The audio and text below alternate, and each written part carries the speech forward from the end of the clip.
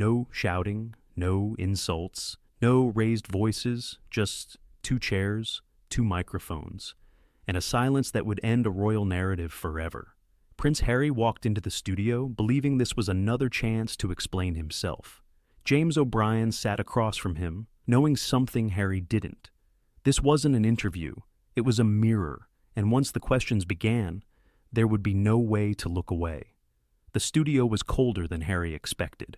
Not physically, though the air conditioning hummed with an almost clinical precision, but emotionally. There were no audience murmurs, no warm applause, no familiar studio laughter to soften the edges. Just two chairs angled slightly inward, a small wooden table between them, and the quiet red glow of recording lights. Prince Harry adjusted his jacket as he sat down. Gray suit, open collar, intentional restraint. He had learned the visual language of the seriousness well over the years. This was the version of himself the public trusted, or at least used to. Across from him, James O'Brien didn't rush. He never did. James glanced down at his notes, not to read them, but to give Harry something rare in interviews. Space. Space to fill. Space to reveal. "Thank you for being here," James said calmly, lifting his eyes. "I know this format is quieter than what you're used to." Harry smiled politely. "I actually prefer it," he replied. "It allows for real conversation." James nodded. "Good, then let's have one." The microphones captured everything, the faint breath Harry took before settling back, the soft tap of James's pen against his notebook. James leaned back slightly. "I'd like to start simply," he said. "When you left royal life, did you feel like you were choosing freedom or losing something?" Harry didn't answer immediately. That pause, just half a second too long, was the first crack. "I think," Harry began carefully, "it was about protecting my family, about mental health, about stepping away from something that had become toxic." James listened without interruption. He didn't nod, he didn't challenge, he waited. Harry continued. "There's this assumption that privilege insulates you from pain, that if you're born into something, you're not allowed to suffer." James tilted his head slightly. "Do you believe suffering is measured by contrast?" Harry frowned. "I believe suffering is suffering." "Of course," James replied evenly. "But context still exists, doesn't it?" Harry shifted in his chair, the first physical sign of resistance. James went on, his voice steady. "You've spoken often about being misunderstood, about your story being misrepresented. I'm curious, do you think there's any part of your story that is understood correctly?" Harry exhaled. "Very little of it." James scribbled something down, then looked up again. "That must feel incredibly isolating." Harry seized the opening. "It is. And that's why platforms like this matter. Because the media has framed me in ways that—" James gently raised a finger, not to interrupt, but to guide. "When you say the media," he said, "do you include the platforms you chose? The interviews, the book, the documentaries?" Harry's jaw tightened, just slightly. "I chose to speak," he replied, "because silence was killing us." James nodded once. "Silence can be destructive, but so can repetition." Harry blinked. "Repetition?" "Yes," James said. "Repetition of grievance, repetition of explanation, repetition of harm, especially when others don't have the same platform to respond." For the first time, Harry looked directly at James, not as a host, but as an opponent. "I didn't come here to be accused," Harry said. James didn't flinch. "I'm not accusing you. I'm asking you to consider something." Harry crossed his arms loosely, defensive, but not closed. James leaned forward now, not aggressively, intentionally. "You've spoken about stepping away from privilege, but privilege doesn't disappear, does it? It transforms." Harry's voice hardened. "Are you saying I should be grateful for trauma?" "No," James replied instantly. "I'm asking whether you believe stepping away from power is the same as losing it." The studio fell silent. Harry opened his mouth, then closed it. He looked down briefly, collecting his thoughts. "I think," he said finally, "that when you're inside the system, you don't realize how trapped you are." James nodded slowly. "That may be true." He paused. "Do you accept," James continued, "that from the outside, it can look less like escape and more like control. Harry's smile vanished. The red recording light stayed on. And for the first time, Prince Harry realized this conversation was not going where he expected. James O'Brien didn't rush to fill the silence. That was his advantage. Most interviewers feared dead air. They hurried to soften it, to apologize for it, to rescue the guest from their own thoughts. James let it sit, let it grow teeth. Prince Harry cleared his throat. "I think," he said, choosing each word with care, "that when people speak about control, they often misunderstand how little agency I actually had." James nodded. "That's an important point." Harry leaned into it. Every move, every relationship, every mistake, it was all scrutinized. I didn't even own my own narrative. James folded his hands. "And now?" Harry hesitated. "Now I do." James tilted his head. "Do you?" Harry looked up sharply. "Of course. I've told my story." "Yes," James said calmly. "Many times, across many platforms, to many millions." Harry's jaw tightened again. "Because people weren't listening." James didn't argue. He reframed. "Let me ask it this way," he said. "When does explaining yourself become defining yourself?" Harry blinked. "I don't understand." James leaned back slightly, maintaining eye contact. "You've become synonymous with explanation, with clarification, with correction.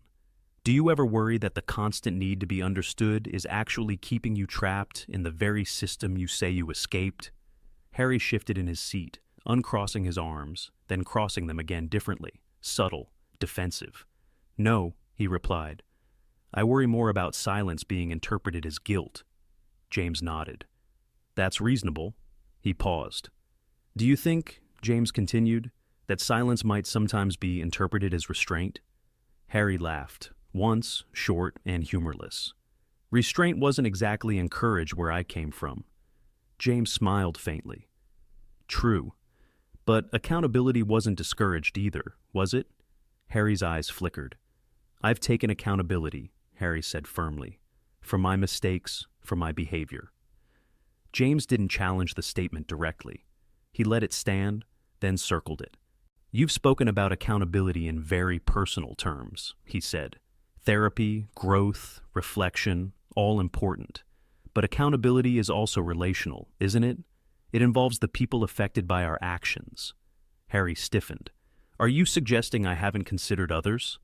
"I'm asking," James replied evenly, "whether your version of accountability includes people who disagree with you." The temperature in the room shifted. Harry leaned forward now, elbows on his knees. "Disagreement is one thing, character assassination is another." James nodded slowly. "Agreed." He glanced at his notes for the first time since the conversation began. "You've described members of your family as trapped, complicit, or indifferent," James said. "Yet they've largely chosen not to respond in kind.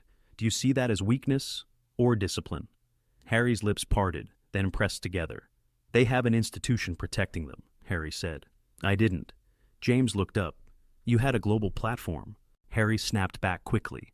"Not one I controlled." James didn't raise his voice. He didn't interrupt. He waited. Harry exhaled, frustration leaking through. "You're framing this as if I was some sort of aggressor." James shook his head slightly. "No, I'm framing this as consequence." Harry's eyes narrowed. "That's not fair." James leaned forward again, just an inch.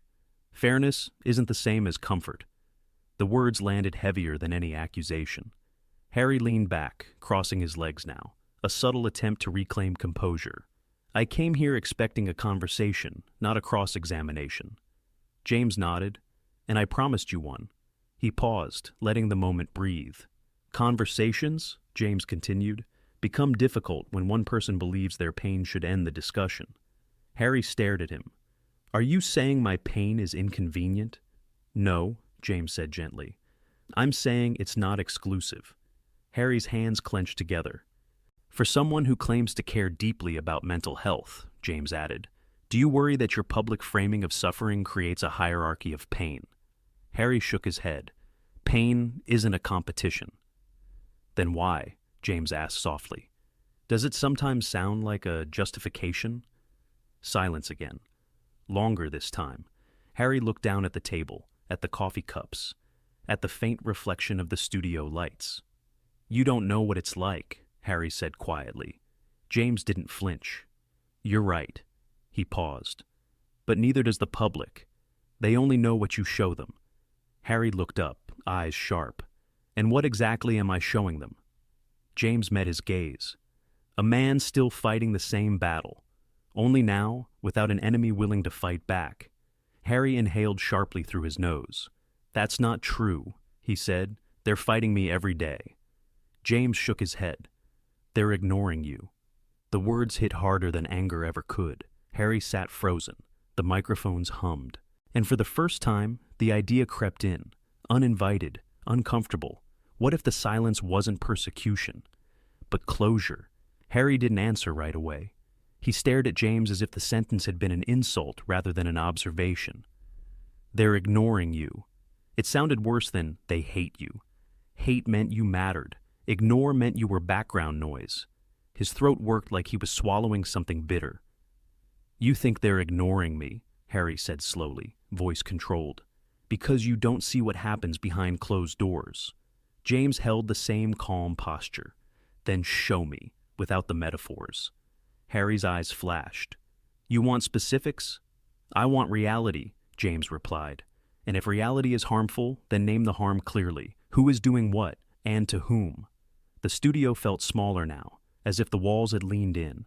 Harry gave a short, sharp laugh. "That's rich." James didn't move. "Is it?" Harry's fingers tapped once on his knee, an unconscious tell. Then he leaned forward. "You're asking me to do something they've never done," Harry said. "They've never spoken plainly. They've never been accountable. They hide behind protocol, behind palace language." James lifted a hand, polite, not aggressive. "But you're not there anymore." Harry froze for half a beat. James continued, still soft. "So why are you still talking like you are?" The question didn't sound dramatic. It sounded clinical. Harry's shoulders rose slightly. His eyes narrowed.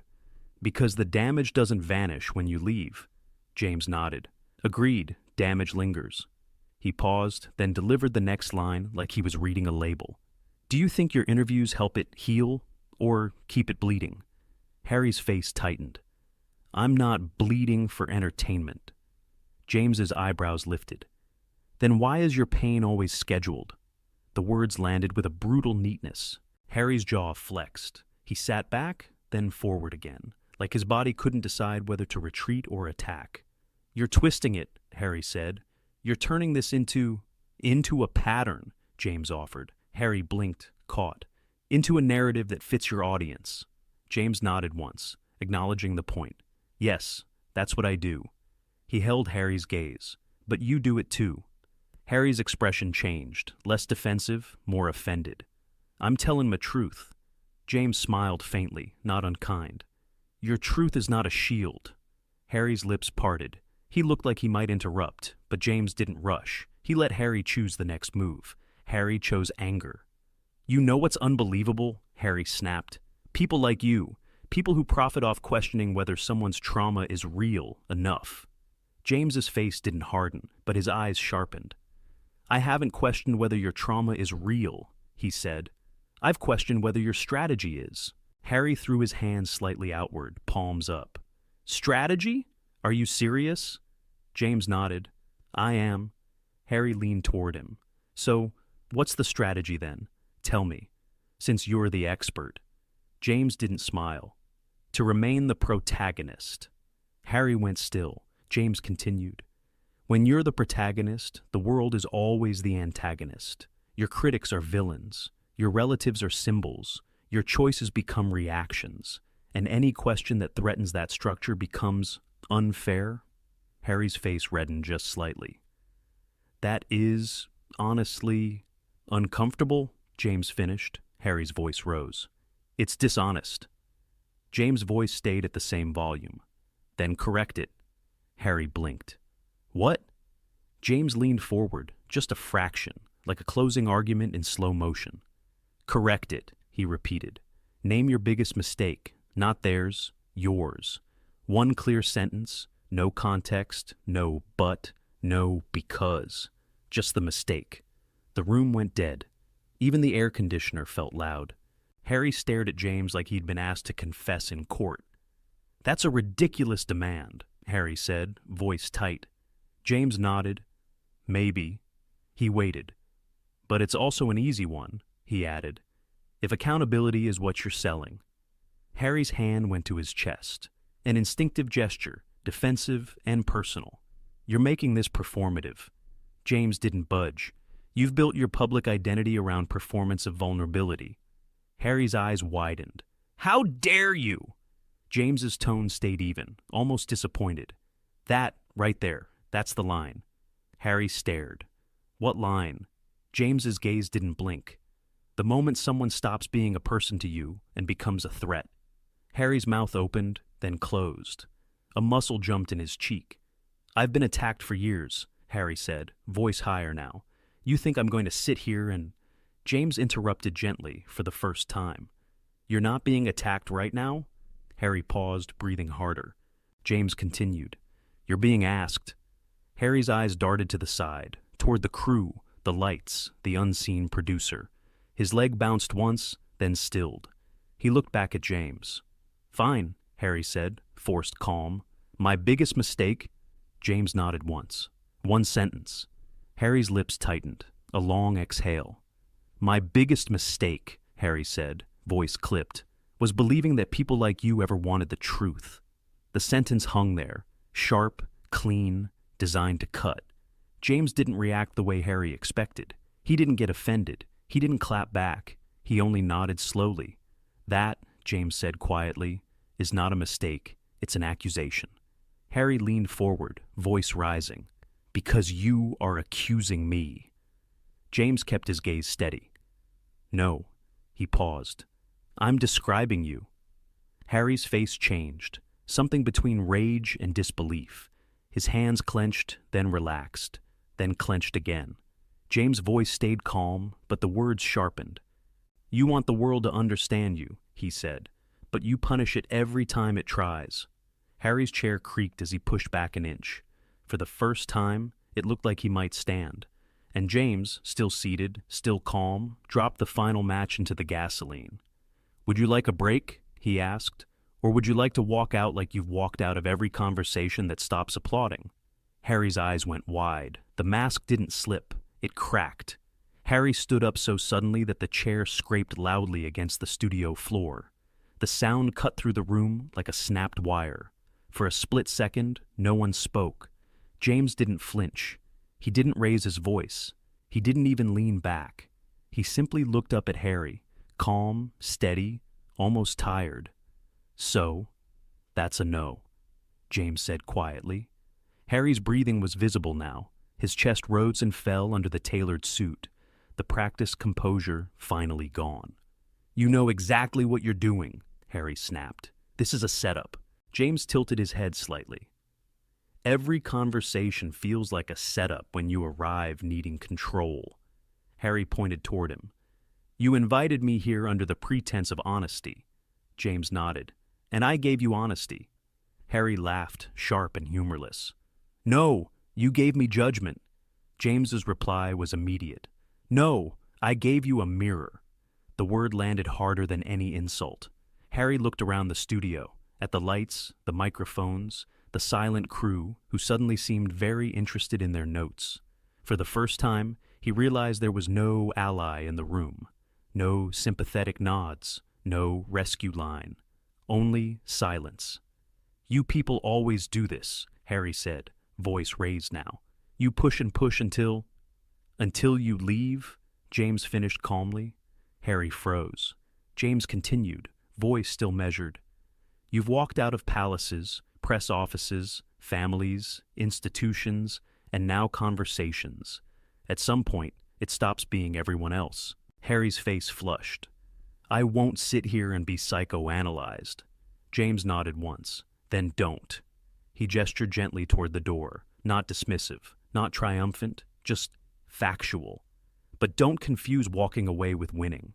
Harry stared at him, stunned, not by anger now, but by something worse, irrelevance. "You'll regret this," Harry said, grabbing his jacket from the back of the chair. James didn't respond immediately. Then, softly, "I don't think I will." Harry took 2 steps, then stopped, turned back. "For the record," Harry said tightly, "history will judge all of you." James met his eyes one last time. History judges patterns. That was it. Harry walked off set. No dramatic pause, no final speech, just the sound of footsteps fading into the hallway. The door closed. The studio remained silent for several seconds. James exhaled, glanced briefly at the empty chair, then back to the camera. "For anyone watching," he said calmly, "that wasn't an ambush. That was a boundary." He folded his notes. "And boundaries," he added, "are only offensive to people who rely on none." The red light went off. Within minutes, the clip would be everywhere, not because Harry left, but because, for once, he wasn't chased. If this confrontation made you uncomfortable, good. That means the questions mattered. Drop your thoughts in the comments. Who do you think really won this exchange? And if you want more unfiltered confrontations, tense interviews, and moments they didn't expect to go viral, like the video, subscribe to the channel, because the most revealing moments usually happen right before someone walks out.